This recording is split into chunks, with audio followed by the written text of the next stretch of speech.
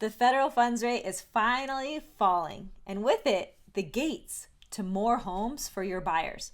Wondering what the Fed funds rate has to do with inventory? Stick with me, kid.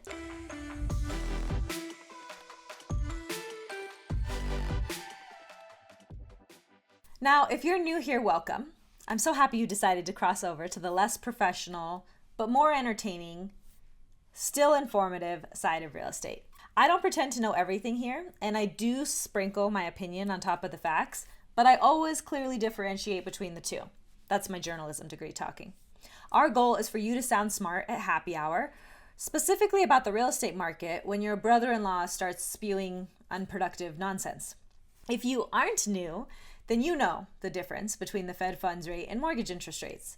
The good old Fed funds rate is the rate that the Federal Reserve controls, and they use it to manipulate mainly two things: inflation and the labor market.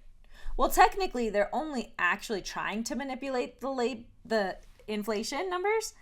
They're technically only trying to pull the lever forward and back to control inflation, but the jobs market ends up falling victim to their ploys. The important thing to note here is that the Fed funds rate is the rate for short-term lending. Think personal loans, HELOCs. Credit cards, the interest rate on those is influenced by the Fed fund rate. Mortgage interest rates, influenced by the Fed fund rate, but not driven by it. Mortgage interest rates are really driven by the demand for mortgage bonds.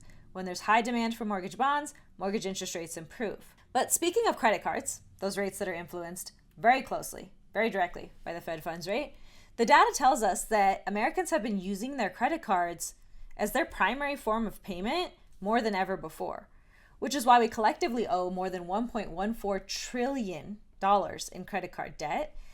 Credit card delinquencies, that's minimum payments that are past 30 days late, those are at a 15-year high. It's all honestly kind of a bummer, but not one that's hard to figure out.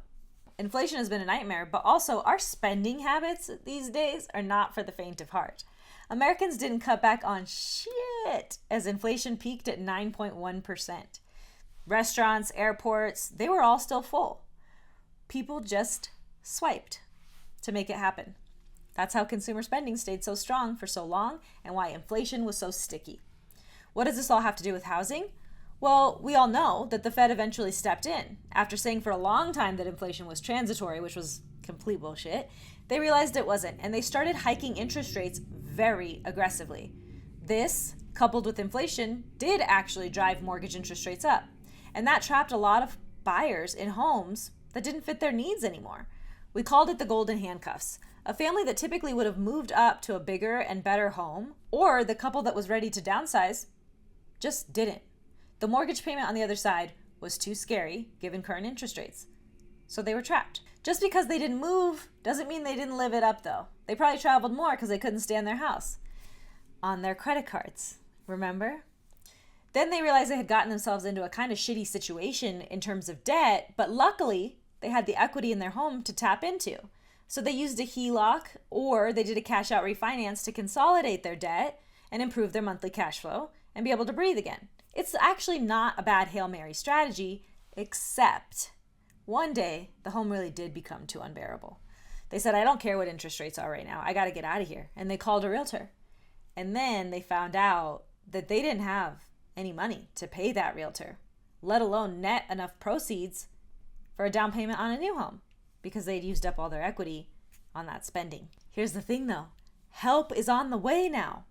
Now that the Fed funds rate is falling, these ready-to-sell folks have a much better financial outlook. They can consolidate their debt with an even better interest rate. Jerome Powell said in his presser following the September Fed meeting that they will continue cutting rates as inflation continues to cool. So this is dual whammy good news for us because it tells us more rate cuts are on the agenda at each upcoming meeting, and the cost of goods that people need is also going to improve. If borrowing costs are reduced at the same time that the cost of living improves, this boosts affordability for people to get into the home that they really actually want to live in. That means they can finally list for sale the home that they've been stuck in for the past few years. That home becomes inventory for new buyers. That, my friends, is how the Federal Reserve is going to create inventory during this rate cutting cycle that we are just starting. In other news, Tickets for the Future is Female, are now available. It's on October 17th here in Reno. This event is not just for realtors. It's not just for women.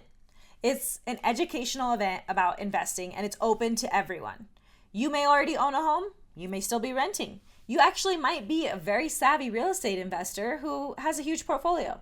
The content that we are presenting during this afternoon will be beneficial to everyone. Plus, 100%, every single dollar of your ticket purchase goes directly to the Women and Children Center of the Sierra. So we hope to see you there.